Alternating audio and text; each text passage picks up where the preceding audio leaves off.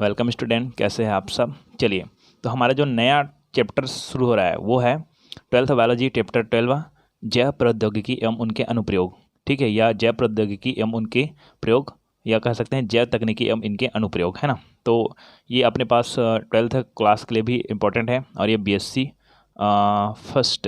Second year के लिए भी ज़्यादा इंपॉर्टेंट है और बहुत सारे सीजीएपएम के पेपर्स के लिए भी इंपॉर्टेंट। ठीक है, चलिए, तो जैव प्रौद्योगिकी हम तकनीकी। तो सबसे पहले हम लोग जैव प्रौद्योगिकी की परिभाषा देना पड़ेगा। ठीक है, तो ये हमारा मेन पॉइंट नहीं है, मेन पॉइंट आगे आते जाएगा, है ना। तो सबसे पहले समझते हैं हम लोग जैव तकनीकी क्या है या जैव प्रौद्योगिकी क्या है ना। तो जैविक विज्ञान, ठीक है, जैविक विज्ञान मतलब जो जीव है ना। और जीव में पौधा आता है, जंतु भी आता है, नहीं है, उसका जो विज्ञान है ना। और प्रौद्योगिकी का मतलब होता है टेक्नोलॉजी। ठीक है, अब ये टेक्नोलॉजी और जोनो विज्ञान को, जैविक विज्ञान को एक साथ जोड़ा गया, तब बना जैव प्रौद्योगिकी, है ना। तो इसको क्या बोला जा रहा है कि जैविक विज्ञान एवं प्रौद्योगिकी को संयुक्त कर जीव विज्ञान का एक नई शाखा विकास किया गया, जिसे जैव प्रौद्योगिकी कहते हैं। ठीक है, अब हम लोग इसके अंतर्गत मेन टॉपिक में चलते हैं। पहला आता है परजीवी जीव। अब परजीवी जीव बोला जा रहा है ना। तो परजीवी जीव क्या है उसको समझना है। परजीवी मतलब दूसरे का जीन धारण करने वाला। तो जैव तकनीकी द्वारा विकसित जीव, चलिए, जैव तकनीकी द्वारा विकसित जीव जो अपने जीनोम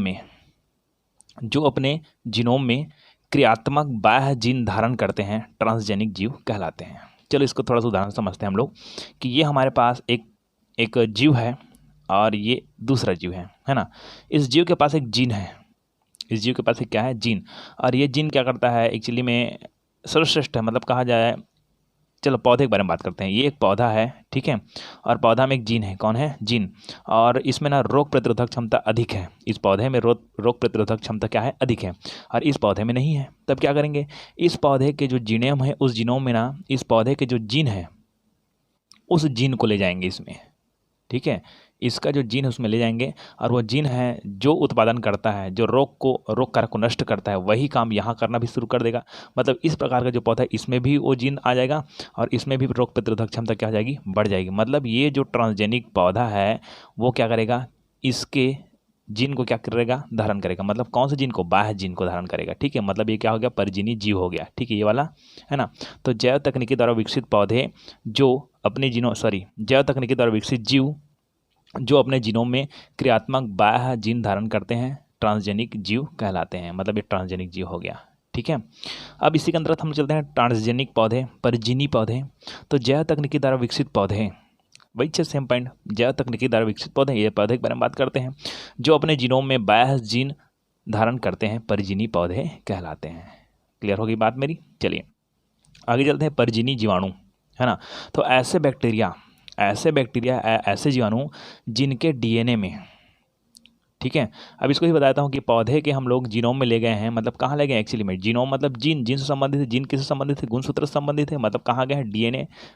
मेन बात कहाँ शुरू हो रही है, डीएनए शुरू हो रही है। तो यही बोला जा रहा है कि ऐसे बैक्टीरिया जिसके डीएनए में, चलिए अब इसको मैं मान लेता हूँ बैक्टीरिया। क्या मान लेता हूँ मैं, बैक्टीरिया। पहले पौधे माने थे, मानने में क्या जाता है चलिए, तो ऐसे बैक्टीरिया जिसके डीएनए में परिचालन द्वारा एक अतिरिक्त जीन व्यवस्थित होता है। मतलब ये एक बैक्टीरिया है, इसके जो डीएनए है, इसके क्या है, डीएनए है ना। उस डीएनए में परिचालन द्वारा एक अतिरिक्त जीन व्यवस्थित होता है ना। एक अन्य जीन जो यहाँ से जाता है, जीन, ठीक है, व्यवस्थित होता है, जो अपना लक्षण व्यक्त करता है। यहाँ से जाने के बाद क्या करता है, इसमें लक्षण व्यक्त करेगा जो जीन जाएगा वो। ठीक है, परजीवी जीवाणु कहलाते हैं।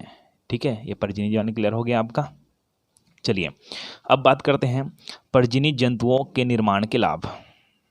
जो परजीवी जो जीव है या जंतु है उसके निर्माण के लाभ तो हम लोग पढ़ चुके हैं। परजीवी जीव, परजीवी पौधे, परजीवी जीवाणु। अब इन सब के क्या है, लाभ है। क्या क्या लाभ है, तो परजीवी जंतुओं के लाभ, या तो बोला जाएगा आपको परजीवी पौधे के लाभ बोलेंगे, या तो बोलेंगे आपको परजीवी जंतु के लाभ। तो मेन हमारा पॉइंट कौन है, परजीवी जंतु के निर्माण के लाभ, कि परजीवी जंतु के से क्या क्या लाभ हो सकते हैं हमको, है ना। चलिए, तो देखते हैं क्या क्या लाभ है अपने पास। सामान्य कार्यकी व विकास, ठीक है, सामान्य कार्यकी व विकास। मतलब यदि परजीवी जंतुओं का हम लोग निर्माण करते हैं तो उसके जो जंतुओं का जो कार्य है, कैसे कार्य करता है, किस तरह से कार्य करता है, उनका विकास कैसे होता है, इसका अध्ययन किया जा सकता है। तो ये हमारा एक लाभ हुआ। तो देखिए, सामान्य कार्य के विकास के अंतर्गत क्या होता है कि ट्रांसजेनिक जंतुओं का निर्माण विशेष रूप से इस प्रकार किया जा सकता है ना। ट्रांसजेनिक जंतुओं का निर्माण विशेष रूप से इस प्रकार किया जा सकता है जिससे यह जाना जा सके कि जीनों का नियमन किस प्रकार से होता है। जीनों का नियमन मतलब अभी यहाँ ऊपर में बताया मैंने कि ये एक पौधा है, ये दूसरा पौधा है, इसमें से जीन को निकाल कर, है ना, यहाँ पर ले जाया जाता है। तो इसको ले जाने के लिए हमको क्या करना पड़ेगा, पहले इस क्रिया को अध्ययन करना पड़ेगा, जिससे हमको पता चलेगा कि इसका जीन है निकल कर यहाँ गया। अब नियमन का मतलब क्या होता है भाई? नियमन का मतलब ये होता है कि कोई भी जो जीन है यहाँ से निकल के, कोई भी जीन है यहाँ से निकल के यहाँ जा रहा है, मतलब इसमें नियमन हो रहा है, इसका जीन का नियमन हो रहा है। ठीक है, तो इस क्रिया को देखेंगे तो हम लोग पहचाना जाएगा ना, मतलब हमारे लिए वो क्या है, लाभ है। चलिए, तो देखिए कि ट्रांसजेनिक जंतुओं का निर्माण विशेष रूप से इस प्रकार किया जा सकता है ना, जिससे इस प्रकार किया जाता है जिससे यह जाना जा सके कि जीनों का नियमन किस प्रकार से होता है। मतलब अगर ट्रांसजेनिक जंतुओं का निर्माण कर रहे हैं तो यहाँ क्रिया को हम लोग देखेंगे ना, और देखेंगे तो हमको पता चल जाएगा कि किस प्रकार से जीन का क्या किया जा रहा है, नियमन किया जा रहा है। ठीक है, तो जिससे यह जाना जा सके कि जीनों का नियमन किस प्रकार से होता है। ठीक है, तथा परजीवी जंतुओं के निर्माण से परजीवी जंतुओं के निर्माण से किसी जीव के शरीर के सामान्य क्रिया व विकास की क्रिया का अध्ययन किया जा सकता है। मतलब क्या बोलते हैं, जब ट्रांसजेनिक जंतुओं का निर्माण करेंगे तो उसमें होने वाले जीव सामान्य क्रियाएं हैं उसका भी अध्ययन कर सकेंगे, और साथ साथ उसके विकास की क्रिया का भी अध्ययन कर सकेंगे। ठीक है, ये क्लियर कर लीजिए, सामान्य कार्य की और क्या है, विकास है। दूसरा आता है रोग का अध्ययन।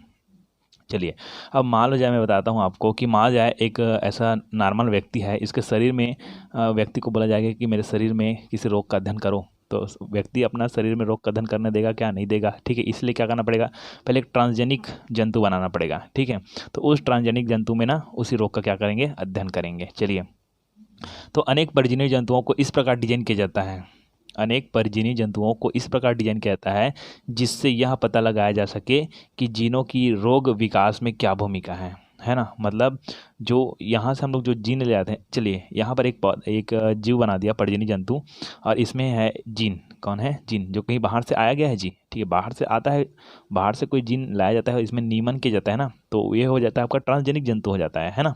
तो अनेक परजीवी जंतुओं को इस प्रकार डिजाइन किया जाता है, इसको इस प्रकार डिजाइन किया जाता है जिससे यह पता लगाया जा सके कि जीनों की रोग के विकास में क्या भूमिका है। मतलब इसमें जो जीन है वह इस रोग के होने के कारण और रोग में कितना वो प्रतिरोध क्षमता दिखाता है, ये सब का जानकारी आपको मिलेगा। किससे मिलेगा, इसी ट्रांसजेनिक जंतुओं से मिलेगा। ठीक है, तो अनेक परजीवी जंतुओं को इस प्रकार डिजाइन किया जाता है जिससे यह पता लगाया जा सके कि जीनों की रोग के विकास में क्या भूमिका है। यह इस प्रकार से तैयार किए जाते हैं जिससे वह मानव रोग के अध्ययन के लिए एक नमूने या मॉडल के रूप में कार्य कर सके। मतलब यहाँ क्या बोला जा रहा है कि यह इस प्रकार से तैयार किए जाते हैं, इसको बोला जा रहा है ना, यह इस प्रकार से तैयार किए जाते हैं जिससे वह मानव रोग के अध्ययन के लिए, ये इसको मानव रोग के अध्ययन के लिए एक नमूने या मॉडल के रूप में कर सके। मतलब इसको इस तरह से डिजाइन किया जाता है या तैयार किया जाता है जिससे कि मानव रोग के अध्ययन के लिए एक नमूने या मॉडल के रूप में कार्य कर सके। मतलब इसको हम लोग देख कर इसको मॉडल के रूप में देख सकते हैं। मान लो जाए किसी रोग का अध्ययन करना है ना, तो इस ट्रांसजेनिक जंतुओं में हम लोग कर सकते हैं, किसके रूप में, नमूने के रूप में, या तो कह सकते हैं मॉडल के रूप में, क्योंकि जो मेन व्यक्ति है उसके ऊपर तो नहीं हो पाएगा, मेन जंतु इसके ऊपर। ठीक है, तो इस मेन जंतु से बना देंगे हम लोग कौन जंतु, ट्रांसजेनिक जंतु। ठीक है, और उसी ट्रांसजेनिक जंतु पर क्या करेंगे, अध्ययन करेंगे। ठीक है, तो रोग का अध्ययन में भी हमारा सहायक है ट्रांसजेनिक जंतु का निर्माण। ठीक है, ये दो हमारे पास लाभ हो गए। आगे और चलते हैं कि परजीवी जंतुओं से और क्या लाभ हो सकते हैं। तो थर्ड नंबर का पॉइंट आएगा आपका जैविक उत्पाद। कौन सा उत्पाद है, जैविक उत्पाद, है ना। तो जैविक उत्पाद मतलब देखिए समझिएगा ना कि रोगों के उपचार में प्रयोग होने वाली जो कुछ औषधियों में, है ना, रोगों के उपचार में प्रयोग होने वाली कुछ औषधियों में जैविक उत्पाद होते हैं। ठीक है, मतलब ये रोग है, इस रोग के लिए कोई एक औषधि का यूज़ किया जा रहा है, औषधि का यूज़ किया जा रहा है। ठीक, इस रोग के लिए किसकी यूज़ किया जाता है, औषधि का यूज़ किया जाता है। तो इस औषधि में ना जैविक उत्पाद होता है। क्या होता है, जैविक उत्पाद। जैविक उत्पाद का मतलब क्या समझ रहे हो, जो जीवों के द्वारा, सूक्ष्म जीवों के द्वारा उत्पादित पदार्थ उसको बोलते हैं हम लोग जैविक उत्पाद, है ना। तो कुछ ऐसे औषधियाँ होती है जिसमें जैविक उत्पाद पाया जाता है, तो ये जैविक उत्पाद कौन उत्पन्न करता है भाई? सूक्ष्मजीव करता है ना। तो उसी जैविक उत्पाद का टीका या औषधि बनाया जाता है, याद रखिएगा, है ना। तो रोगों के उपचार में प्रयोग होने वाली कुछ औषधियों में जैविक उत्पाद होते हैं, ठीक है। ऐसे जैविक उत्पादों का निर्माण प्रायः परजीवी जंतुओं की मदद से किया गया है ना।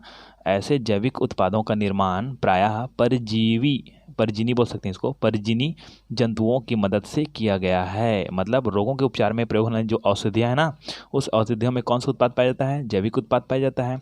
और उसी जैविक उत्पाद का निर्माण है प्रायः किसके माध्यम से? परजीवी जंतुओं के माध्यम से किया जाता है, जो हमारे लिए लाभकारी हो गया ना, ठीक है। इस प्रक्रिया में वांछित जैविक उत्पाद को, इस वर्ड को समझना, इस प्रक्रिया में वांछित जैविक उत्पाद को कोड करने वाले जीन को किसी जंतु में प्रविष्ट कर दिया जाता है। चलिए इसको समझना, इस वर्ड को, कि इस प्रक्रिया में वांछित जैविक उत्पाद को, जैसे कि एक जैविक उत्पाद का नाम है, कोई भी उत्पाद का नाम ले लेते हैं हम लोग, इंसुलिन, ठीक है, एक जैविक उत्पाद है ना, इंसुलिन, है ना। तो इस प्रक्रिया में वांछित जैविक उत्पाद को कोड करने वाली जीन, चलिए इंसुलिन को कोड करने वाली जीन, इंसुलिन को क्या करने वाली जीन? कोड करने वाली जीन। चलिए तो यहाँ पर क्या बोला जा रहा है, समझ रहा है आपको, कि इस प्रक्रिया में वांछित जैविक उत्पाद हमारा इंसुलिन है ना। तो इस प्रक्रिया में वांछित जैविक उत्पाद को कोड करने वाली जीन, ये कोड करने वाली जीन है हमारे पास, ठीक है, को किसी जंतु में प्रविष्ट करा दिया जाता है। चलिए इंसुलिन का कोड करने वाला कोई जीन है हमारे पास, ठीक है, उस जीन को किसी जंतु में क्या करा देते हैं? प्रवेश करा देते हैं इस जीन को, ठीक है।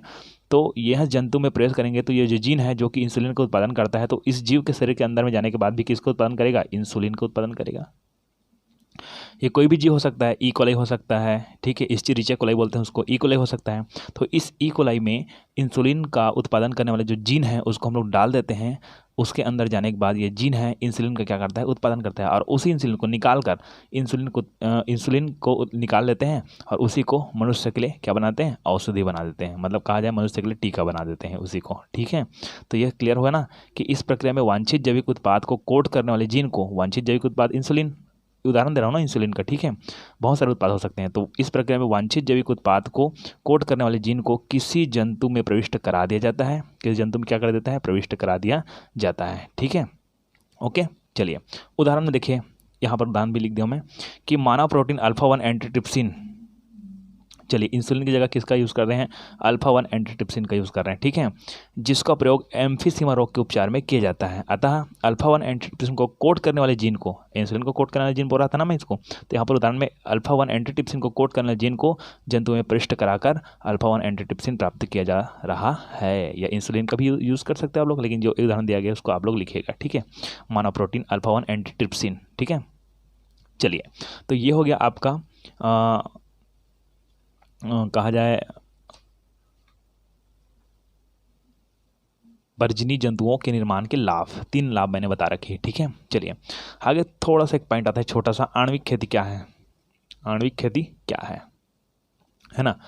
तो देखिए कि ट्रांसजेनिक जंतुओं की मदद से, है ना, औषधि व अन्य अणुओं का निर्माण, औषधि एवं अन्य अणुओं का निर्माण आणविक खेती कहलाती है, मॉलिक्यूलर फार्मिंग कहलाती है। मतलब ट्रांसजेनिक जंतुओं की मदद से औषधियों का निर्माण, मतलब जितने भी ट्रांसजेनिक जंतु है सूक्ष्म जो उसके माध्यम से औषधि का निर्माण करते हैं, तो वो आणविक खेती कहलाती है, ठीक है ना। चलिए आणविक खेती क्लियर कर लेंगे। आगे हमारे जो पॉइंट आता है उसका नाम है अल्फा-1 एंटीट्रिप्सिन। ये अल्फा-1 एंटीट्रिप्सिन है क्या? अल्फा-1 एंटीट्रिप्सिन, ये थोड़ा सा इंपॉर्टेंट क्वेश्चन है ना। चलिए देखिए, व्हाट इज अल्फा-1 एंटीट्रिप्सिन। चलिए अल्फा-1 एंटीट्रिप्सिन प्रोटीन का उत्पादन, अल्फा-1 एंटीट्रिप्सिन एक प्रोटीन है ना, ठीक है। तो अल्फा-1 एंटीट्रिप्सिन प्रोटीन का उत्पादन यकृत में होता है, ठीक है। कहाँ पर होता है? यकृत में होता है। यह एंजाइम, ये जो एंजाइम है प्रोटीन है, ठीक है, प्रोटीन मतलब एंजाइम, यह एंजाइम लीवर व फेफड़ों को संक्रमण से बचाता है, ठीक है। इसका कार्य है, अल्फा-1 एंटीट्रिप्सिन का कार्य क्या है कि लीवर है, उसको लीवर है और फेफड़ों को किससे? संक्रमण से बचाता है, ठीक है। अब बात करते हैं कि यह श्वेत रक्त कणिकाओं से, या श्वेत रक्त कोशिका भी बोल सकते हैं हम लोग, ठीक है। तो यह श्वेत रक्त कोशिकाओं से एक एंजाइम मुक्त कर, चलिए तो ये हमारे पास है WBCS, ठीक है। तो यह श्वेत कोशिकाओं से एक एंजाइम मुक्त कर, इससे एक एंजाइम मुक्त होता है। कितने एंजाइम मुक्त होता है? एक एंजाइम। यह श्वेत रक्त कणिकाओं से या कोशिकाओं से एक एंजाइम मुक्त कर अपना कार्य करते हैं। मतलब पहले ये जानना पड़ेगा कि आपको WBCS का कार्य क्या है। WBCS का कार्य ये है कि यहाँ शरीर में आने वाले रोगों से या संक्रमण से सुरक्षा कार्य करता है। कौन? WBCS। ठीक है, तो WBCS का कौन करता है? एंजाइम करता है। ठीक है, शरीर में आने वाले जितने भी रोग कारक है उनसे सुरक्षा कार्य या संक्रमण से सुरक्षा कार्य कौन करता है? WBCS करता है। ठीक है, तो WBCS करता है, मतलब WBCS के अंदर होने वाला जो कौन है? एंजाइम है, वो करता है। ठीक है, अब यहाँ पर क्या होता है कि जब WBCS से एक एंजाइम बाहर आता है तभी वो क्रिया करता है। अब आपका मेन पॉइंट ये है कि जो अल्फा-1 एंटीट्रिप्सिन है वो क्या करता है कि WBCS का एंजाइम, जब एक एंजाइम मुक्त होती है ना, तभी ये अल्फा-1 एंटीट्रिप्सिन कार्य करता है। इसका कार्य क्या है? लिवर और फेफड़े के संक्रमण से बचाना। ठीक है, अल्फा-1 एंटीट्रिप्सिन का कार्य जी। तो जब WBCS से एक एंजाइम मुक्त होता है ना, जब मुक्त होता है ना, तभी ये अल्फा-1 एंटीट्रिप्सिन क्या करता है? अपना कार्य करता है। यदि एक एंजाइम मुक्त नहीं होता है तो अल्फा-1 एंटीट्रिप्सिन कार्य नहीं कर सकता है। ठीक है, इसका कार्य क्या है? लिवर फेफड़े का। अब बात करते हैं उल्टा कि अल्फा-1 एंटीट्रिप्सिन का कार्य क्या है? लिवर फेफड़े को सुरक्षा कार्य करना। और WBCS के जो एंजाइम है उसका कार्य क्या है कि वो भी क्या करेगा? सुरक्षा कार्य करेगा, संक्रमण को सुरक्षा कार्य करेगा। तो एक बात और बताता हूँ कि यदि अल्फा-1 एंटीट्रिप्सिन का उत्पादन नहीं हो रहा है, ठीक है, तो एंजाइम भी कुछ नहीं कर सकता, ये भी कार्य नहीं कर सकता। ठीक है, अगर एंजाइम नहीं टूट रहा है, किससे टूट रहा है? WBCS से, तो अल्फा-1 एंटीट्रिप्सिन भी कार्य नहीं कर सकता। ये बात आपको क्लियर करना है कि यदि एंजाइम है, एंजाइम ये क्या करता है? अल्फा-1 एंटीट्रिप्सिन WBCS से क्या करता है?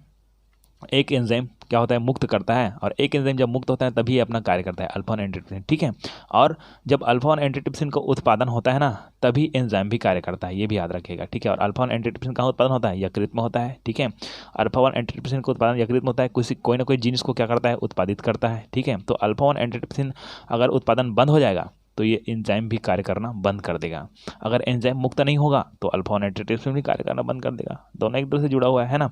तो देखिए, यह श्वेत रक्त कणिकाओं से एक एंजाइम मुक्त कर अपना कार्य करते हैं, अपना कार्य संपन्न करते हैं। ये WBCS से एक एंजाइम मुक्त करता है ना, जिसका भी अल्फा-1 एंटीट्रिप्सिन अपना कार्य करते हैं।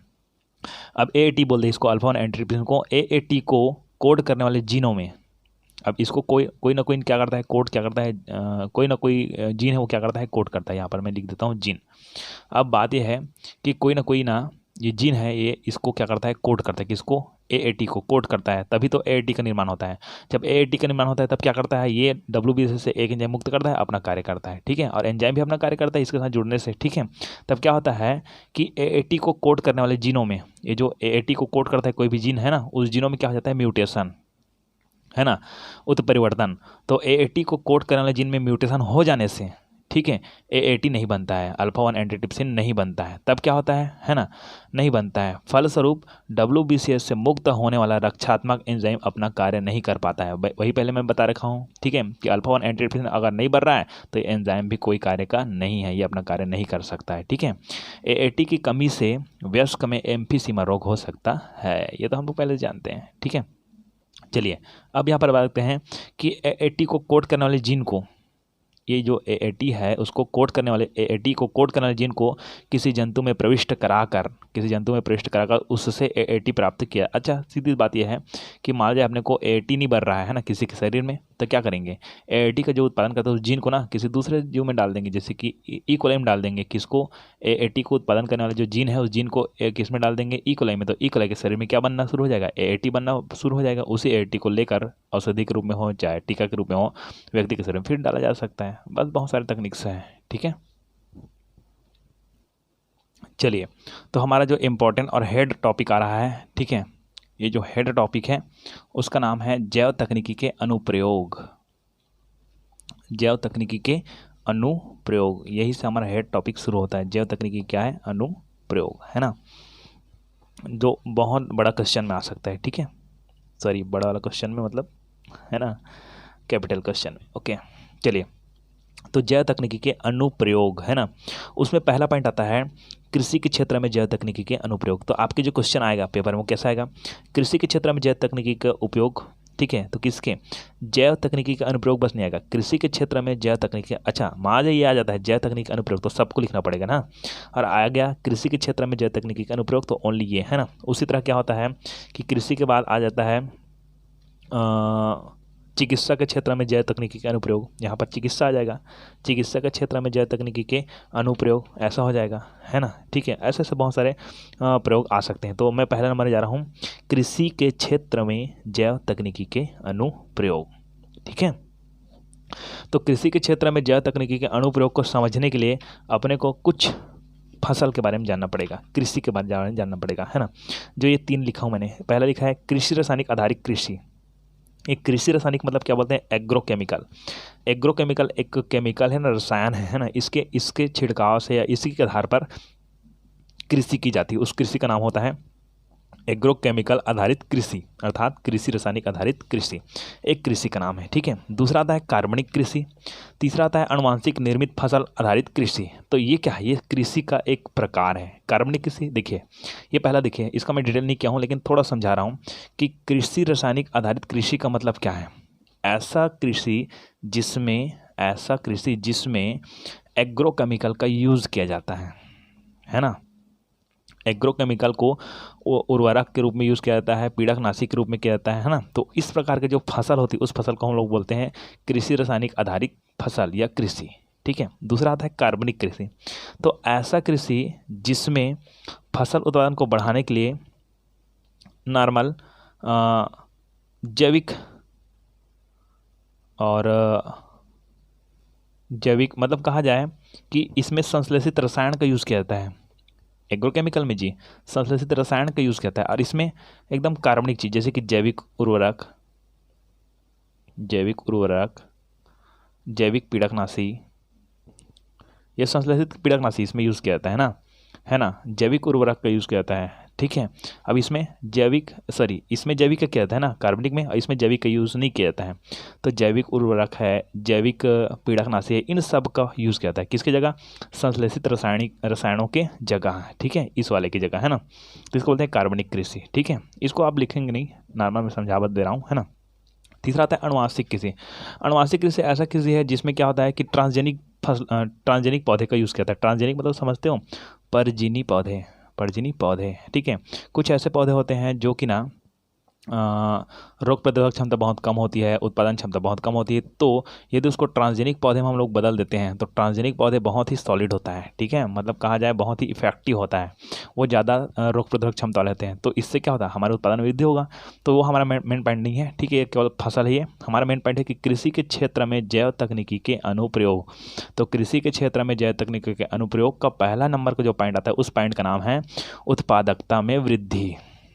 ठीक है, एक पहला पॉइंट डालिएगा, उत्पादकता में वृद्धि, है ना। कि हम लोग अगर जैव तकनीकी का यूज़ कर रहे हैं कृषि के क्षेत्र में तो उत्पादकता में क्या हो रही है, वृद्धि हो रही है। ठीक है, तो अब देखते हैं कि उत्पादकता में वृद्धि और पौधे की उत्पादकता में सुधार, इन दोनों में से कोई पॉइंट डाल सकते हो आप। ठीक है, चलिए, तो पहला पॉइंट आता है उत्पादकता में वृद्धि, या कह सकते हैं पौधे की उत्पादकता में सुधार।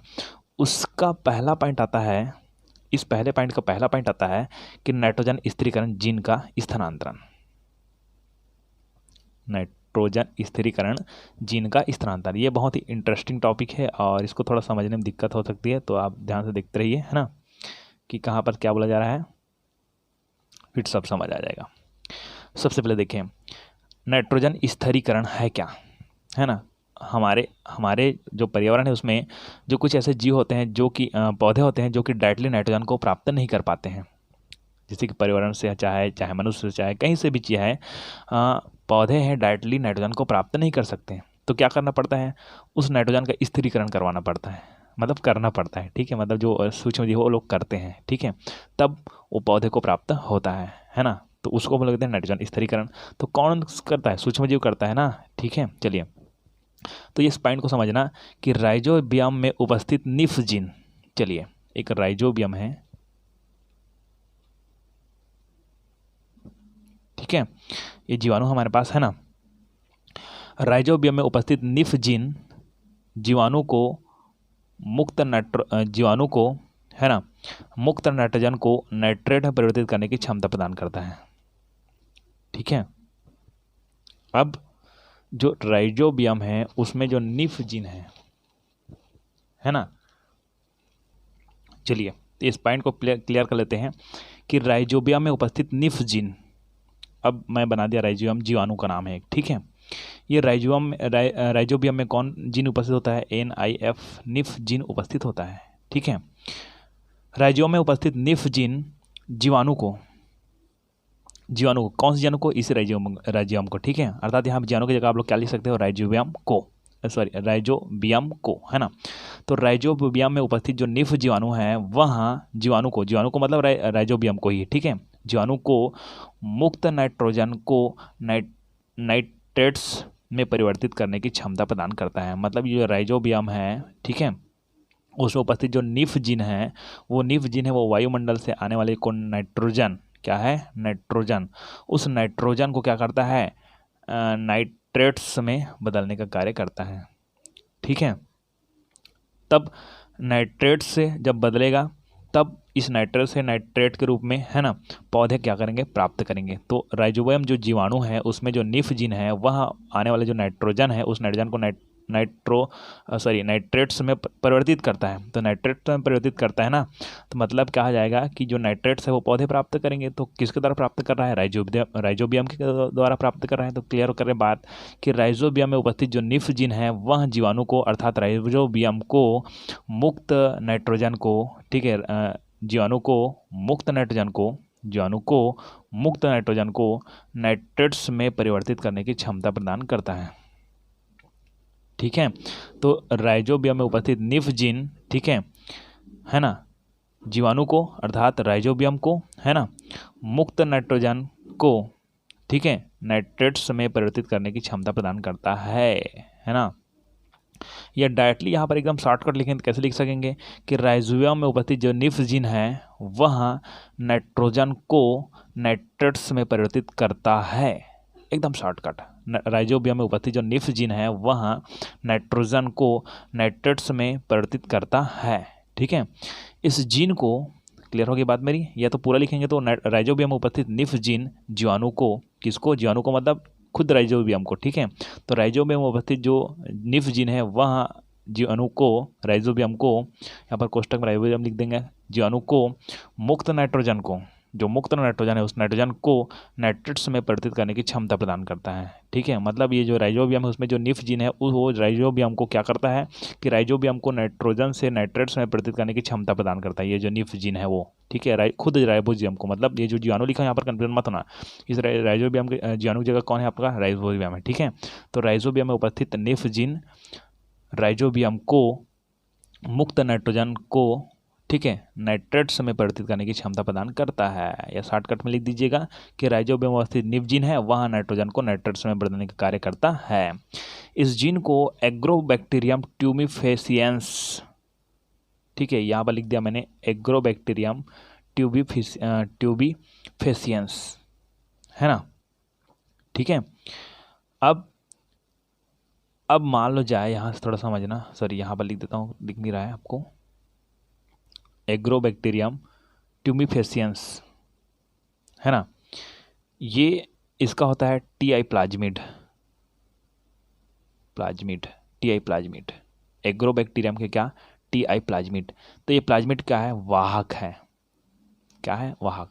ये एग्रोबैक्टीरियम ट्यूबिफेसियंस के TI प्लाज्मिड, ठीक है। ये जो एग्रोबैक्टीरियम है अपने पास जीवाणु है, सूक्ष्म जीव है ना, तो सूक्ष्म जीव का जो TI प्लाज्मिड है वो किसकी तरह करेगा, वाहक की तरह करेगा। वाहक मतलब ले जाने वाला। अब हमारे पास एक जीन है जिसका नाम है निफ जीन, ये क्रिया को समझना, थोड़ा समझ आएगा। हाँ, तो ये निफ जीन क्या करता है भाई, ये नाइट्रोजन को नाइट्रेट्स में बदलने का कार्य करता है, ओके। अब एक पौधा है, एक क्या है, पौधा है जिसमें कोई राइजोबियम है, राइजोबियम जीवाणु है उस पौधे के जड़ में, ठीक है।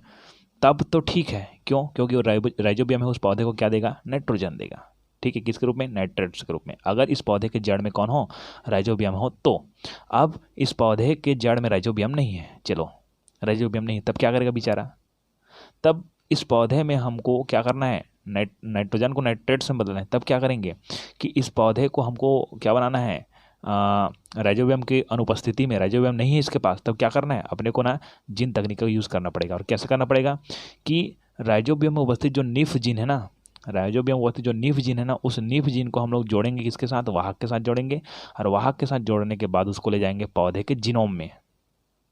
ठीक है, अब इस पौधे के जीनोम में और निफ जीन पहुंच गया ना, तो निफ जीन पहुंच गया मतलब ये पौधा स्वयं खुद ही नाइट्रोजन को वो नाइट्रेट्स के रूप में क्या करेगा, परिवर्तित कर लेगा और अपना पोषण प्राप्त कर लेगा। समझ आया आपको?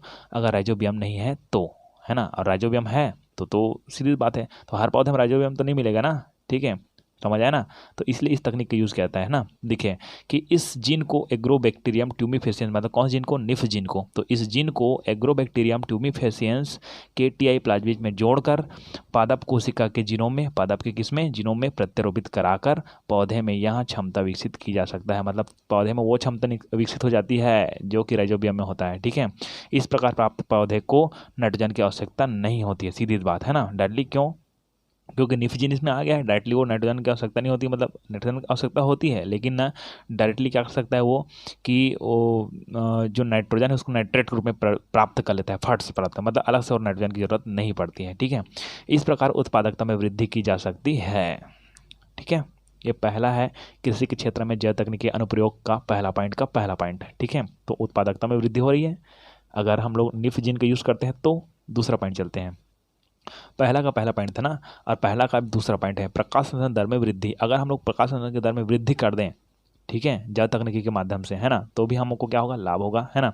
तो पौधे में जीनिक परिवर्तन द्वारा उसमें प्रकाश संश्लेषण क्षमता बढ़ाने की कोशिश की जा रही है। मतलब पौधे को जो जीन है उस जीन को हम लोग क्या कर देते हैं, परिवर्तित कर देते हैं। क्या कर देते हैं, परिवर्तित करते हैं। तो क्या किया जा सकता है, प्रकाश संश्लेषण क्षमता को बढ़ाया जा सकता है। ठीक है, मतलब हर पौधे को प्रकाश नहीं मिल पाती है तो मृत्यु हो सकती है ना वो, तो क्या करते हैं कि उस पौधे में अगर प्रकाश संश्लेषण दर में वृद्धि करने की कोई क्षमता आ जाएगी, ठीक है ना, तो अपने आप क्या होगा, वो वृद्धि करना पड़ेगा। तो उसके लिए क्या करना पड़ेगा, उसके लिए ना उस पौधे को जीन है, उस जीन में क्या करना पड़ेगा, परिवर्तन करना पड़ेगा।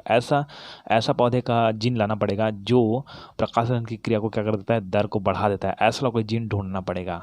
ठीक है, जब ढूंढा जाएगा तो बता दिया जाएगा आपको, है ना। तो पौधे में जीनिक परिवर्तन द्वारा उसमें प्रकाश संश्लेषण क्षमता बढ़ाने की कोशिश की जा रही है। इस क्रिया से जो C4 पौधे हैं उस C3 पौधे को C4 पौधे में बदला जा सकता है। ठीक है, इस क्रिया में C3 पौधे को C4 पौधे में बदला जा सकता है। ठीक है, अब ये C3 और C4 क्या है, मतलब क्या होता है कि इसमें जो प्रकाशन की दर है वो थोड़ा धीमी रहती है, इसमें क्या होता है, ज़्यादा होता है। ठीक है ना।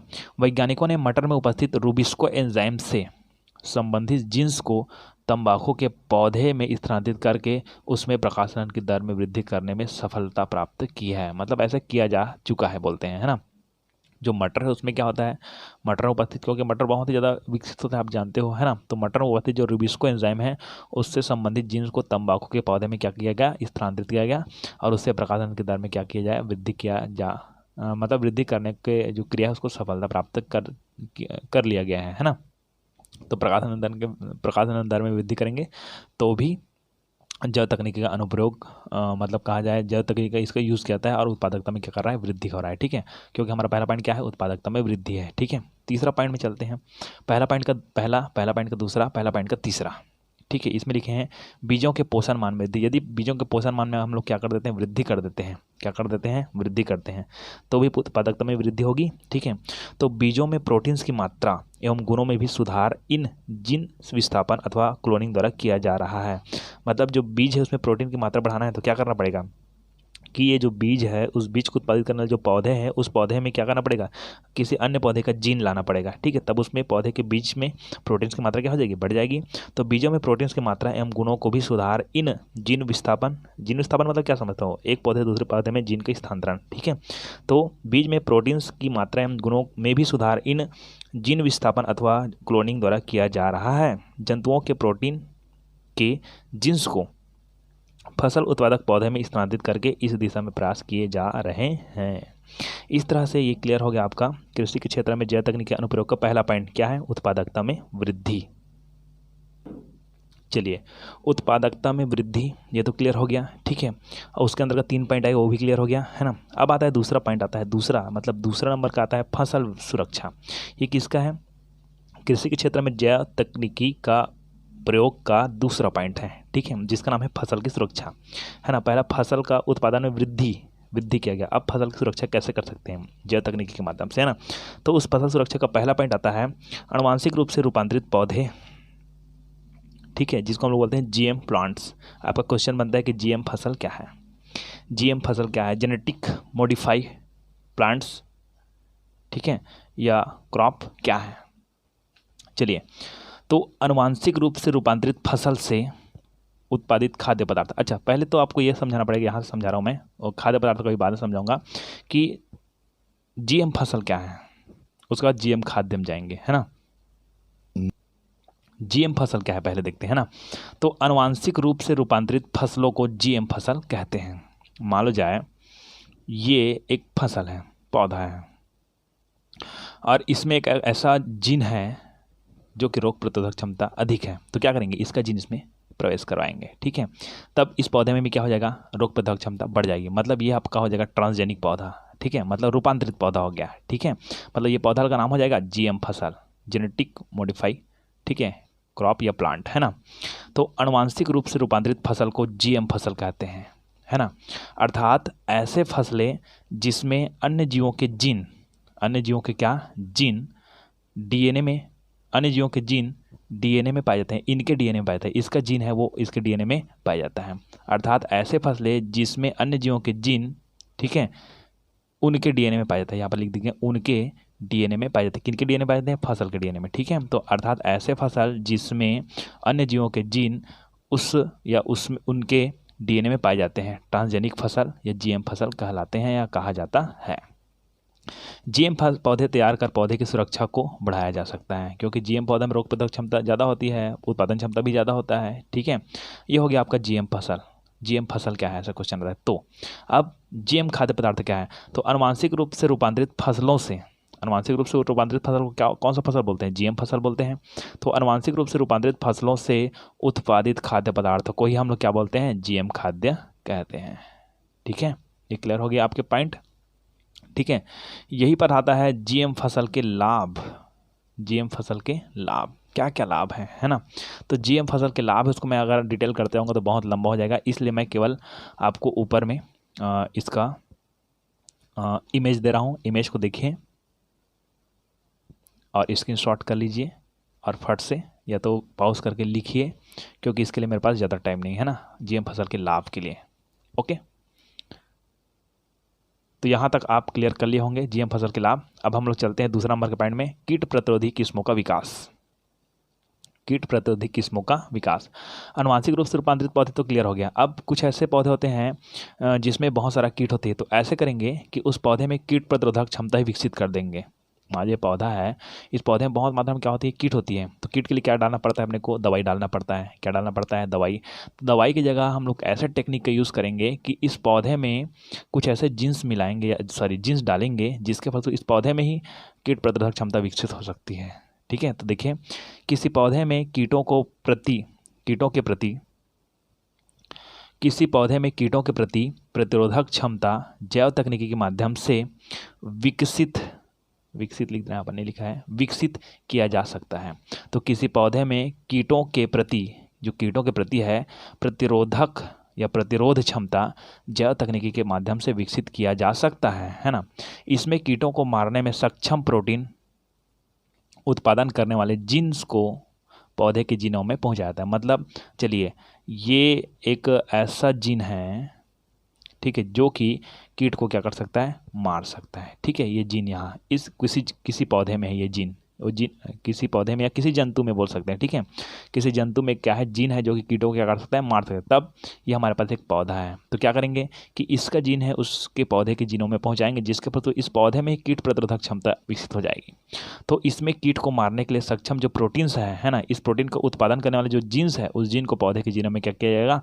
पहुँचाया जाएगा, जिसके फलस्वरूप पौधा कीट प्रतिरोधी हो जाएगा। खत्म, ठीक है। तो ये हो गया आपका सेकंड पॉइंट, फसल सुरक्षा, ठीक है। और उस फसल सुरक्षा का 2 पॉइंट यहाँ पर है, आनुवांशिक रूप से रूपांतरित पौधे और कीट प्रतिरोधी किस्मों का विकास।